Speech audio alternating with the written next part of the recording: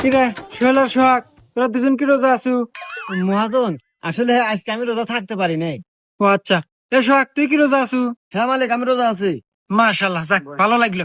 এই নে, এখানে 1,000 টাকা আছে, কাম শেষে বাড়ির নাকি ইফতার নিয়ে যাইস। ঠিক আছে মালিক। আচ্ছা, তাইলে দুইজন ভালোভাবে কাজ কর। আচ্ছা মহাজন, এ বসো তোর, বসো তোর। তুই তো 2,000 টাকা ভালো রে। আরে টিয়া তো তুইও পালো নি, মিথ্যা কথা বলি। মিথ্যা কথা কছু, তার মানে তুই রোজা নাই? আরে না পাগল, আমি তো রোজা নাই। কিরে, তোরা কেউ কি আজকে রোজা আছু? কি রে মালিক, আজকেও আছে? আজকে আমি ভুল হরমু না, আজকে আমি মিথ্যাটা কমু, দেখতেছি টিয়া আজকে হাতে আছে।